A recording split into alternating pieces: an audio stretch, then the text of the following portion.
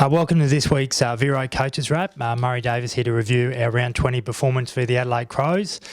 Yeah, unfortunately, again, another disappointing result 2 weeks in a row after the good win against Essendon, where we've been comprehensively beaten by a really good team on the weekend. They certainly moved the ball quickly and were able to score too easily, and we've sort of spent a bit of time upon reflection as to how and why, and we'll hopefully address a few of those areas, and that certainly goes into our planning this week against Carlton. So thanks for all your questions. I've tried to answer as many as I can, and one of them was probably about the performance and what were the positives out of the game. And in such a heavy loss like that, there at times may seem that there aren't too many positives, but as a coaching group and as a team and as a club, you have to look at the little wins. And probably individually, I'll start off with Archie Smith, second game. Up against a rookie ruckman himself, but we just thought that he took some really good strides forward. So his competitiveness, his work in the ruck, he had 32 hit-outs, as you'll see here. So we just, they're the little wins that you've got to really make sure you keep on celebrating and working with. Some of his work, even getting back and helping our defence. You see he had 4 spoils on the night, and I've put there one nice hanger as well. He took a great mark on the night, and we saw some of his athleticism on the night, which I think gives us great hope moving forward, just in only his second game. Harris Andrews was another little win for us on the night.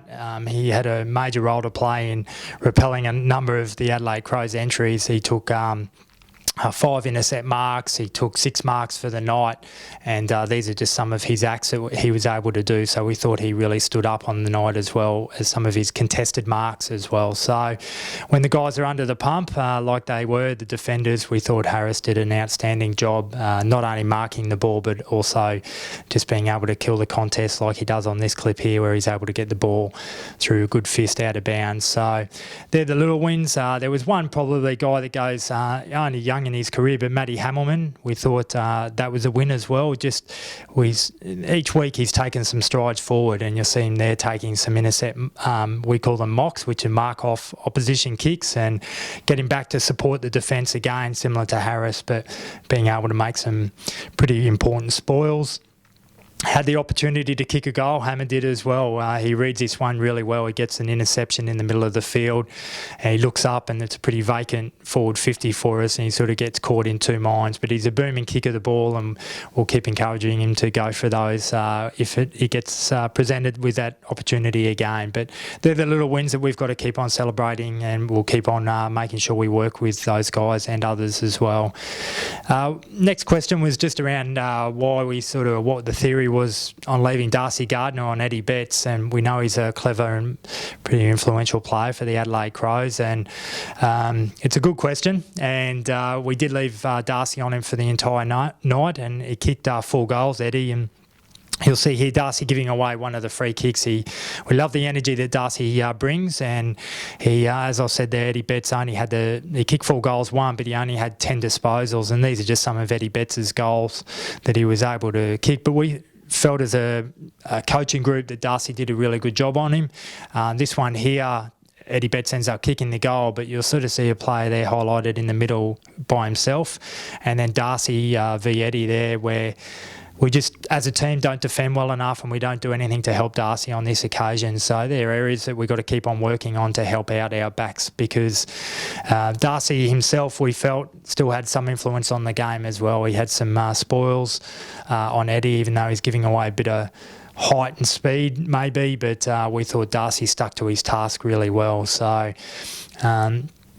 even this one here, I'll put this one in here, Darcy just doesn't ever give up the fight, and I've highlighted there just getting a touch on the ball on the line. So although it didn't impact the margin greatly in the end, it's that sort of attitude that we love about Darcy in our team. So we'll continue to give him those big jobs, and he's able to play his role for the team. So that's why we stuck with him, and probably an answer to the question as well, he's done the job for us on a number of occasions, and this graph here shows some of his opponents throughout the year. And what I've done is, of those 9 direct matchups, 4 of those have been All-Australians last year. So you'll see the score rating, basically the player rating, and the job that Darcy does for us. So he's very important to our team, and he was, in the end, the best matchup for Eddie Betts on the night.